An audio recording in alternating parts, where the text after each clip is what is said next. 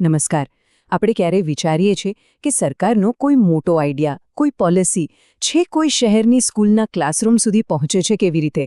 તો આજે આપણે બસ એ જ સમજવાના છે એક સરકારી પરિપત્રના માધ્યમથી. તો ચાલો આ સફર શરૂ કરીએ.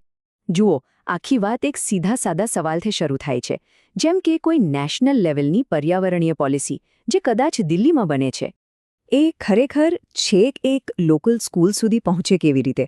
અને આ આખી ચેનલ સમજવા માટે આપણે એક અસલી ગવર્મેન્ટ ડોક્યુમેન્ટ એટલે કે એક પરિપત્ર એને જરા નજીકથી જોઈએ, જે આપણને સ્ટેપ બાય સ્ટેપ બધું બતાવી દેશે.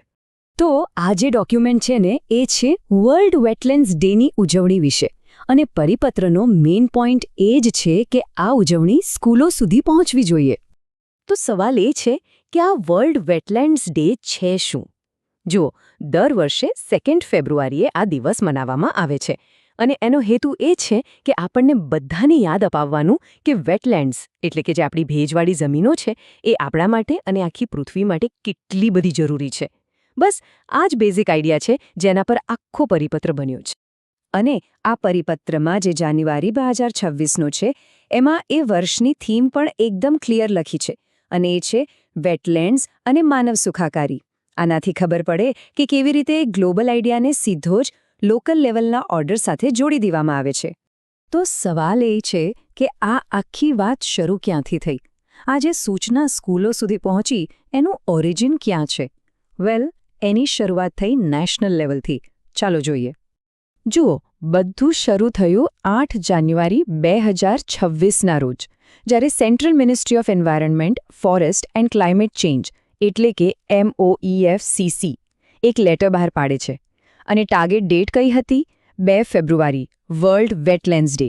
તો આ છે આખી ચેનનો સૌથી પહેલો ટોપનો હિસ્સો. પણ વાત અહીંયા નેશનલ લેવલ પર અટકતી નથી, બરાબર?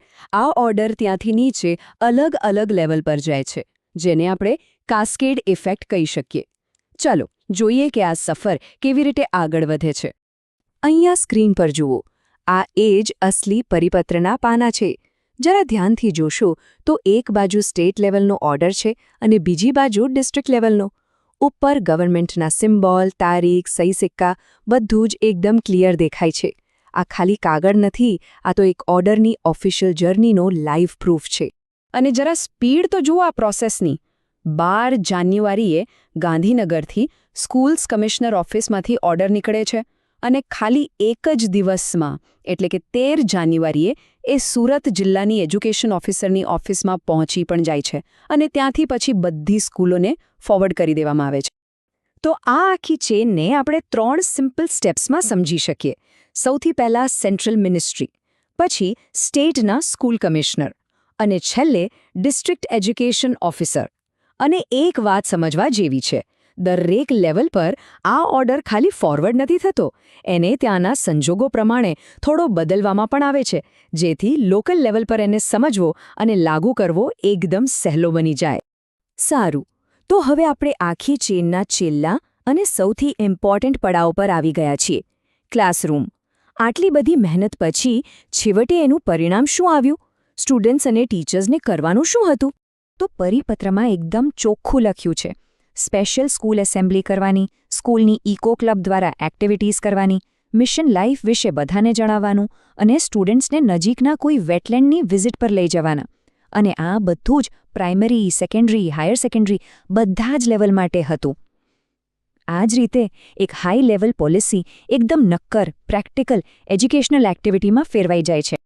આ ડોક્યુમેન્ટમાં મિશન લાઈફ માટે ઇકો ક્લબ્સ આ લાઇન પર ખાસ ફોકસ કરવામાં આવ્યું છે. આનાથી શું સમજાય? એ કે સ્કૂલોમાં જે ઇકો ક્લબ જેવી સિસ્ટમ પહેલેથી જ ચાલી રહી છે, બસ એનો જ ઉપયોગ કરીને નવા ઓર્ડર્સને કેટલી સ્માર્ટલી અને અસરકારક રીતે લાગુ કરી શકાય છે.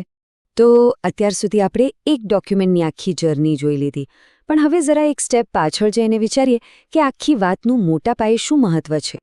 એક સવાલ મનમાં થાય કે શું આવા એક નાના સરખા પરિપત્રથી ખરેખર કોઈ ફરક પડતો હશે? એની રિયલ ઇમ્પેક્ટ શું હોઈ શકે? અને જવાબ છે હા, ચોક્કસપણે પડે છે. આ જે આખી પ્રોસેસ છે ને એ હજારો સ્ટુડન્ટ્સને દેશની પર્યાવરણીય પ્રાથમિકતાઓ સાથે ડાયરેક્ટલી જોડે છે. એ કોઈ સરકારી પોલિસીને ખાલી કાગળ પર નથી રહેવા દેતી, પણ એને એક લાઈવ, એક શેર્ડ લર્નિંગ એક્સપિરિયન્સ બનાવી દે છે. મોટા જાગૃતિ અભિયાનને ગ્રાઉન્ડ લેવલ પર પહોંચાડવાની આ જ તો સિસ્ટમ છે. અને છેલ્લે આપણે પાછા ફરીએ છીએ એ જ પાવરફુલ થીમ પર, વેટલેન્ડ્સ અને માનવ સુખાકારી. આ ખાલી એક સ્લોગન નથી, ખરું ને? આ તો એ વાતની યાદ અપાવે છે કે આપણું પર્યાવરણ અને આપણી પોતાની જિંદગી એકબીજા સાથે કેટલી ઊંડાણથી જોડાયેલી છે.